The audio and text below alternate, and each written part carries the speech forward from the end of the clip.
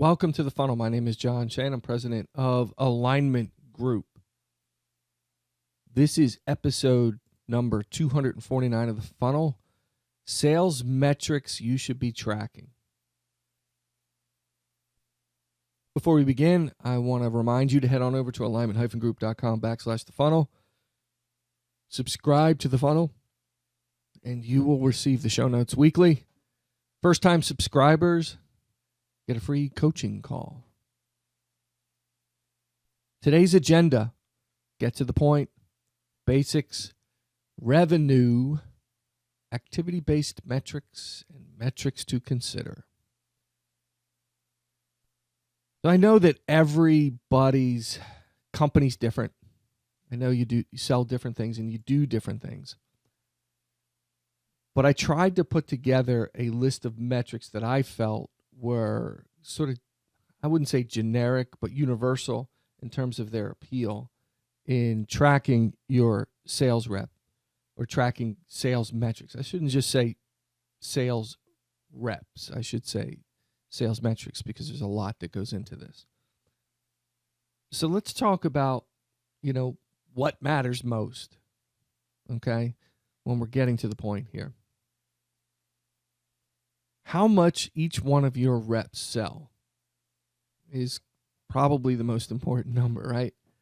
The revenue and profit that each person brings to the table.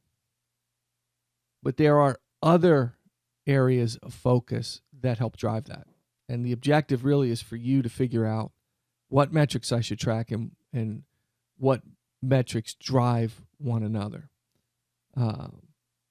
Some people fall into this, and I know a lot of managers that do. They fall into the trap of just hit the number and at any cost. And I've got number of horror stories related to that, where it's a strict focus on the number, sometimes at the expense of the company.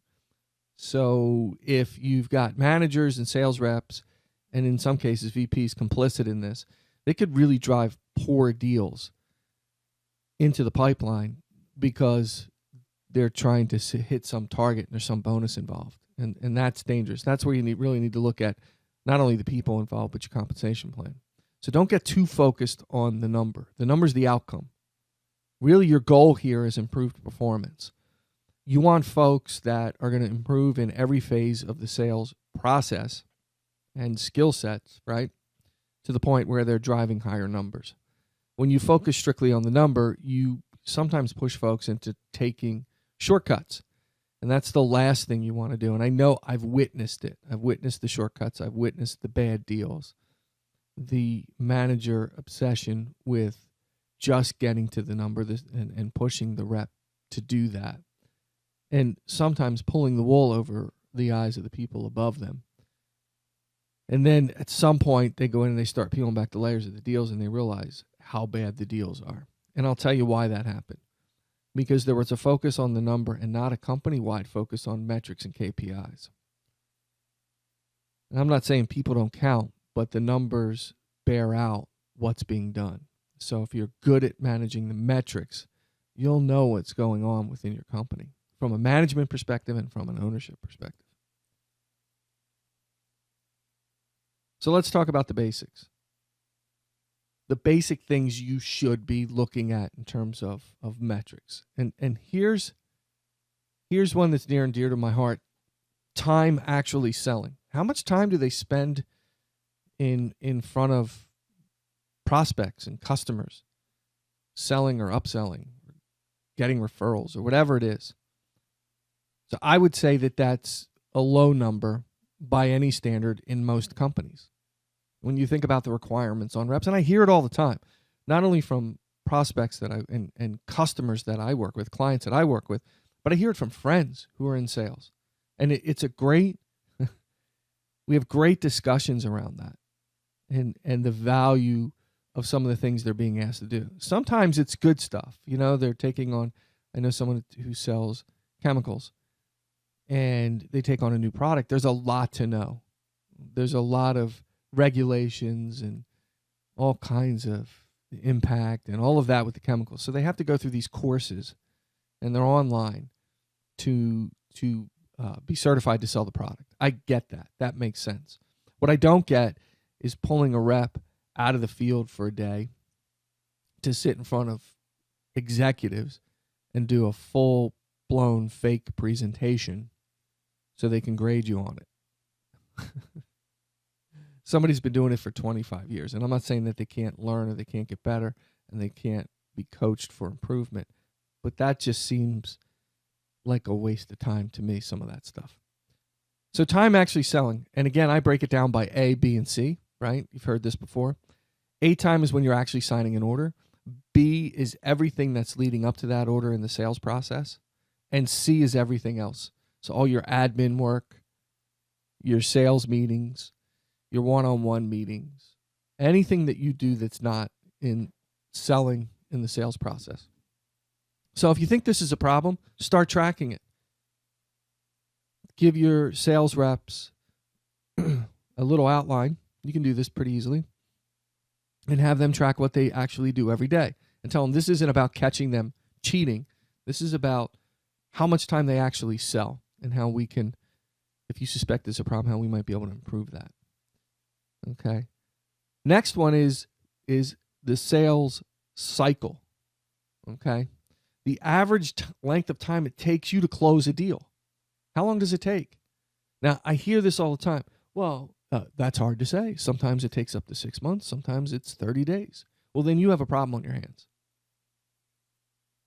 If you have deals that, if you have come to the conclusion that the average sales cycle should be 30 days and you've got a lot of deals hanging out there for an extended period of time, you're doing something wrong. Okay, so the sales cycle, you should measure that. And it's not just how long it takes to close a deal. It's how long it sits in each stage of the deal. How long does it take to pass through? And you'll start to see where the breakdowns occur. So if you get through the qualifying, I don't know, let's say you have a stage that's qualifying, you get through that and it sits for 3 months with a particular rep, right? That's a problem.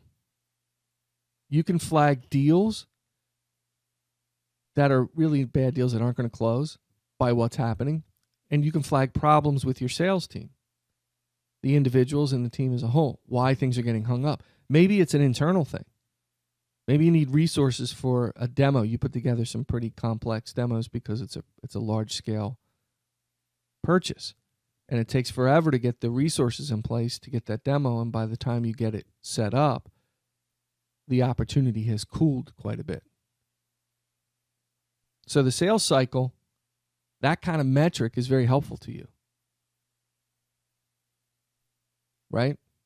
I would say that really helps you not only understand where the bottlenecks are for your reps, where the problem with the prospects could be. It could even lead to types of leads, et cetera, et cetera. So there's a lot in there that can help you. Let's talk about leads themselves and the response time to those leads. This is what drives me crazy, is that sales reps will get leads and it'll take 5-6 days to follow up. Forget about it. It's dead. 1 hour is the time frame.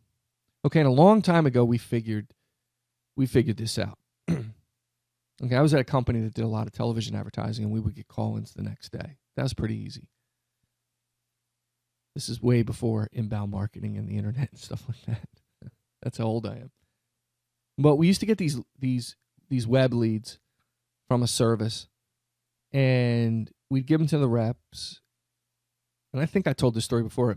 Long story short, some would sell them. Others would say they were bad leads and they couldn't sell them. But we had one person that was consistently successful. And I'm asking myself, how was he doing it? And then I if you've listened to the podcast, you've heard this before. I went to him, sat down and talked to him, and what I realized was as soon as he got the lead, he stopped everything he was doing, unless he was in the middle of a meeting with a prospect. If he was driving down the road, he pulled over the side of the road and made the call. And he got a meeting with them. I'll be right over. Rescheduled his day and went over, and bam, 9 times out of 10, he closed an opportunity. Because what we figured out is if you get to them right away, you're more than likely going to qualify and close that lead. So there's some statistical stuff out there. If you contact the lead within the first hour, your likelihood of closing it is much, much higher. You wait a day, forget about it. So quick response time. That's it. Quick response time. So look at your leads. How quickly are your reps responding? And have you put a program in place that says this is the time frame you need to respond within a lead? Well, you're not going to get them anymore. I mean, you can put that out there if they don't follow. You say, look, here's the process. You get a lead, stop what you're doing, you follow up, boom. And then there's an escalation process. So if at 50 minutes you haven't heard back from the rep, or they haven't taken that lead, 58 minutes, 59 minutes, whatever, somebody else picks it up. So they always get responded to. And maybe they're in a meeting and they can't do it. And that's okay. So if they share their schedule and you can see that, you can get somebody else on the lead. That's important. So look at your leads and look at your response time and ask yourself, is this happening, or do we track this? And you can say to the rep, when do you usually contact them? I don't know, usually the same day. Same day is making me nervous. If it's late in the afternoon, following morning, nervous. Okay, so you got to go back and look at that and say, we're changing this. Next is marketing impact. What kind of impact is marketing having on your sales efforts? Okay, this is a can of worms for marketers. This is a can of worms for sales reps. Marketing doesn't understand sales blah, blah, blah. That's the big argument. Here's what I would say. First of all, are you using the collateral that marketing's putting out in front of you? And if not, why? So if the reason why is it's not good and it's dated, then we have a problem. If it's because I can't find it or I don't know how to use it, well, we have another problem. So can't find it's easy. You put together a program to make it easier for them to access the collateral, and you provide little explanations of how and when it's to be used. Because most sales reps, including myself back in the day, misused collateral all the time because no one ever explained it to us what it's used for.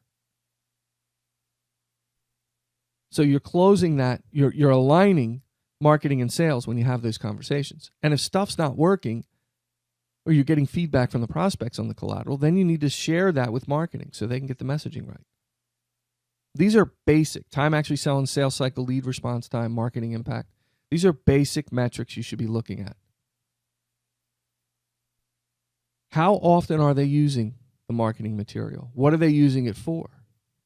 Is it working or not working? Marketing is expensive. Got to get it right. And there's nobody who's wrong here. If they're putting out really good collateral and you're not using it, let's figure out why. Let's stop pointing the finger at one another and start working together. Next is revenue.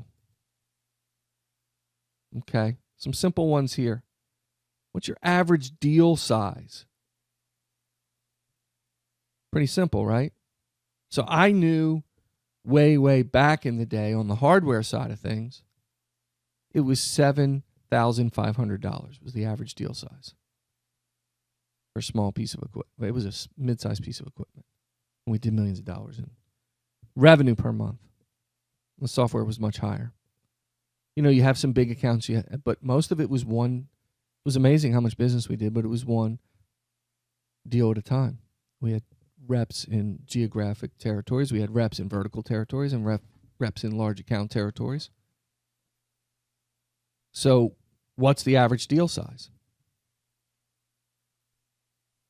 That should be a priority. Are they spending their time wisely? Should the deal size go up? There are companies I work with that the deal size is in the hundreds of thousands plus. It depends on the company. SaaS companies, it's really based on a contract, a 3-year or 2-year or 1-year contract based on a monthly revenue amount. So that's the MRR they look at. But what's the average deal size? So maybe you have a rep that's pushing higher. I have a client right now, the average deal size was pretty small. And I got one rep there that's pursuing $1 million plus deals. And he's driving the average revenue up. And he's having success with it. So how can we get more of those deals? And there's a rep that I'm dealing with that's driving down to the lower, smaller deal size? Why are they veering to that? We need to fix that.